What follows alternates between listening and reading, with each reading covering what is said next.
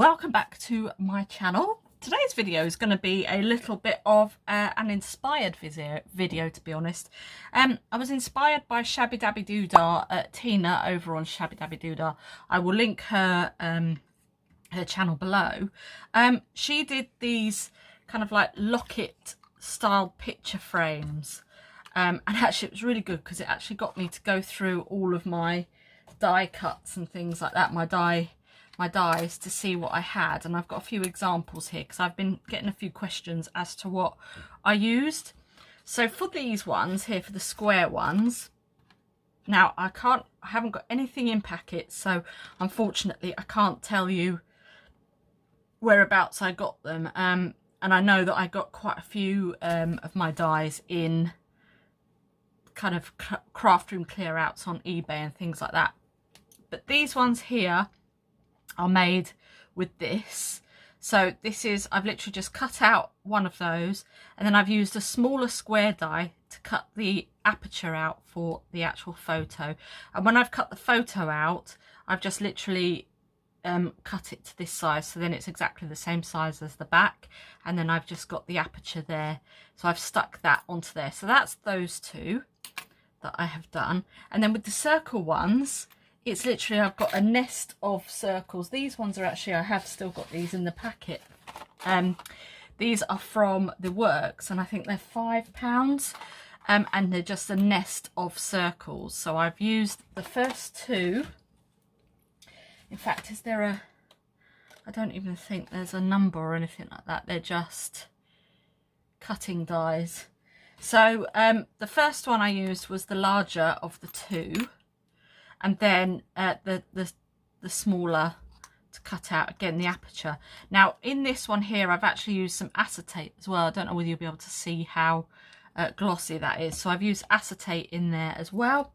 So that's what I've used for these ones. And then for the actual pictures, if I move these ones out of the way, the actual pictures, I used again some more cutting dies from the Works. These are these particular dies here. So I've done the exact same thing, cut out with one and then used an aperture for another one. This is what we're going to be kind of going through. So that's those ones. And then these ones are just your rectangles. Now these ones I don't have the packet for. I think these ones were probably from the Works as well. And again, they're just, I mean, this is the larger of the two, but this is these ones here. So I've done it with butterflies and things like that as well. You can put acetate in front of these if you wanted to make them glossy, but I actually quite like the fact that they were kind of very similar to like a cabinet card.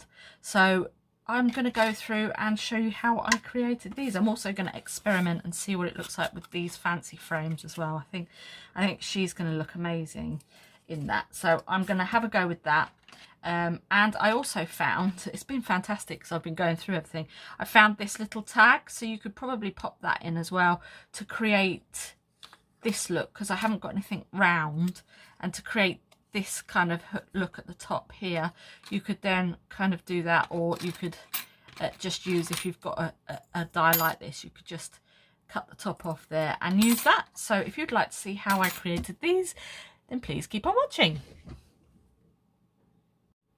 Okay, so I've already gone ahead and used the larger of the two of these decorative frames to cut out two of my pieces here. Now what I'm going to do is, because I accidentally went over, this was on a piece of scrap card, I'm going to use this as my backing. And then for this one, move that one out of the way here. What we're going to do is we're going to grab the next size down, and I'm going to use a little bit of washi tape just to tape it in place, and then it's not going to move anywhere. So I'll just get this washi tape, like so. You don't need a lot, but there we go. And then you just want to kind of line everything up,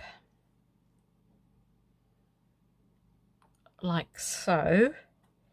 And we're just going to place that in, and I'm just going to run that through my die cutting machine.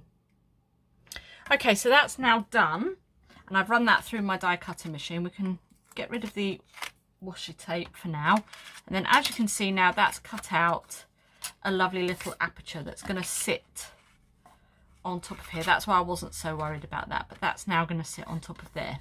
So now we want our image, and I've just literally printed these off of Pinterest. They're just royalty-free images, and it's just this little girl here. So I'm just going to cut her out. Obviously I've resized her, but it's up to you. This is kind of like an ATC size. So I'm just going to roughly cut her out. Move that to one side. Now then, I'm just thinking, do I want to... No, what I'm going to do is I'll just do how I did it. And all I'm going to do is glue her on to the backing section of our frame. Hopefully my glue is not clogged up. And I'm just going to pop glue all over the back of this section of the frame. Lots of glue, lots of glue. As I say, if you wanted to, you could use acetate, glossy accents, or anything like that to create like a window style look, but I'm just leaving it as is. And then you could put alcohol inks on there as well, just to antique it up a little bit. So as you can see there, I'm just going to line up, oops, I'm going to line her up a little bit, and we'll pop her on. We're quite lucky because we've got these lovely little notches inside the actual section. So now I'll just get my bone folder and we'll get that all squeezed and moved out. Like so. Now I'm just going to take my little scissors and we'll just cut around the frame section, just to cut that round there, like so. Don't have to be neat because it's going to get covered up anyway, just as long as everything's kind of out of the way. And done. So now we've got that section sorted. Now we can use the aperture. Now as you can see, as soon as I put that on, it's just going to cover everything that we've just done, and it's going to look really nice. So now what I'll do is just pop some glue all the way around this aperture, and we can glue this down like so. Move that out of the way, just glue that down to there. And because it's a wet glue, you've got a little bit of movability time. There we go. Get my bone folder, and we're just going to move around the edges. Give that a good press so it kind of sits like so. And that is how I created that first frame. Okay, so I'm going to do the exact same thing, but this time we're going to use the rectangles, and we're going to use the larger. This is a larger print. I think it's 3x4. I think, is it 1, 2? Yeah, 3x4. So I've used the largest of our rectangular sections, and I've cut out 2. Now I'm just taping this down, and we can pop this over to the die cutting machine, and I'll just die cut that out as we speak. And then there we go, that's all done. And now we've created a nice little aperture. So I'm just going to move that to one side, move that. So now we've got our frame and our aperture. Now all we need is our picture, which is these 2 fantastic boys on a penny farthing. So I'll just go ahead and cut this out. So it just depends what size pictures you've got and your dies. It just encouraged me to go through and actually have a look, and actually it's sparked off so much more than. Now then, I don't want that cabinet portrait thing in there, so I'm just trying to see how far down.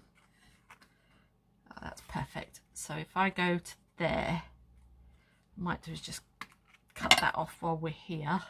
Is that correct? I don't want to cut anything that doesn't need to be cut. So I'm just going to cut that down there like so, get rid of that section, and then we can glue that in straight away. So gluing all of that down.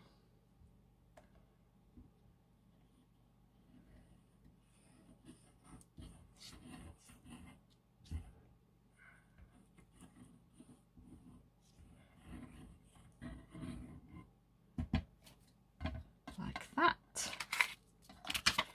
Grab my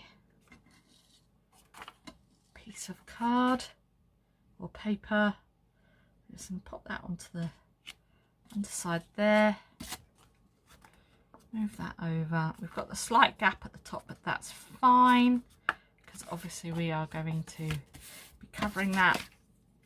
Go to the back, push down quite hard and make sure the glue is spread evenly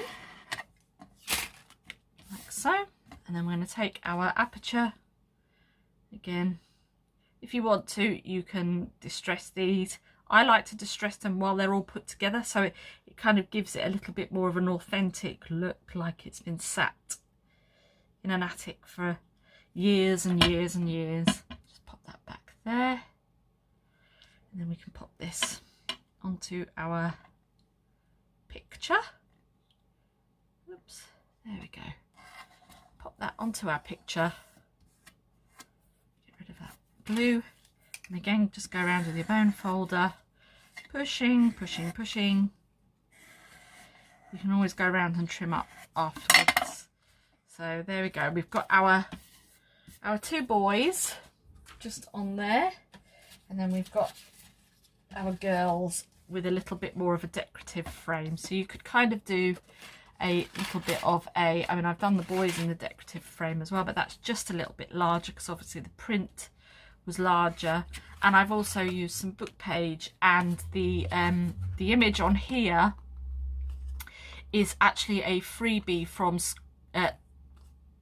Shabbydabbydoddah's own website, and it's literally just a whole catalogue of printable butterflies that you could do. You could turn this into a slide if you wanted to, use some acetate, or you could laminate them as well if you wanted to.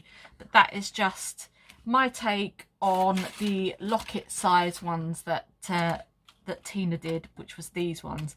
But actually, just before we do go, I'm going to see how this decorative frame works. Let's have a look, see if we can do something with that while we're here.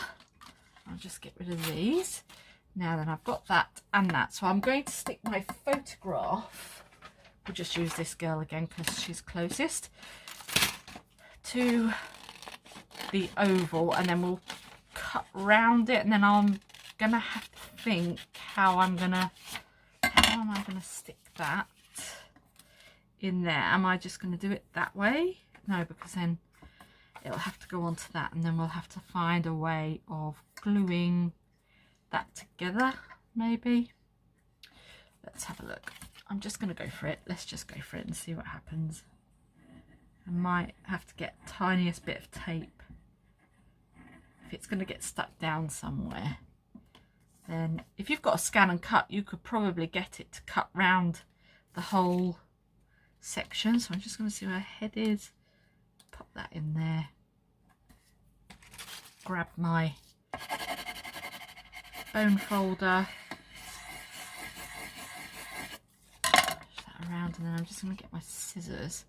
In fact, what I might do is just literally cut very, very, very, just probably leave about a mil around the edge, and we could probably use that to glue around the decorative bit.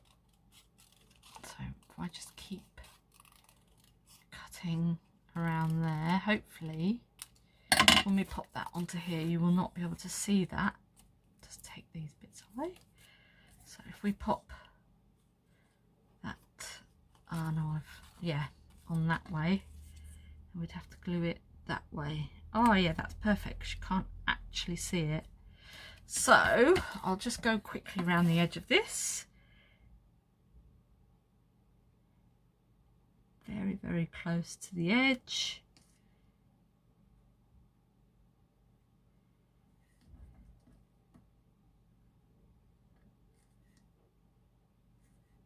If you've got one of those fine tipped glue sticks, glue bottles, then you'll be sorted. Right, I'll pop that there. Use my board and pop. Please work. Please work. I don't think I glued very well. I'll just push that in, hopefully that will glue. What's left, I'm just gonna literally pop around the edge, really pushing. Hopefully that glue will settle in. Oh yeah. Oh, I do like that. Just gonna get rid of these little bits down here. This is a Sizzix die that I've had for ages, and I don't actually think I've ever used it, which is terrible. It's one of the fancy frames, but I love that. If you were just using that as a on the cover of a book or something, you could then use Inca Gold on it. I don't think it's cut properly there.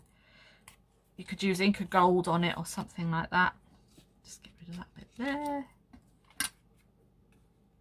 Yeah, I like that. I think this is why I don't like using these dies, is because all the fannying about poking everything out. There we go. So there is another option. So you could, if you wanted to, use a little bit of Inca Gold. My Inca Gold is, well, let's say it's seen better days, and I think I might need to just get some more. So I'm just gonna wet that, and you can just literally go around the frame like so with your Inca Gold.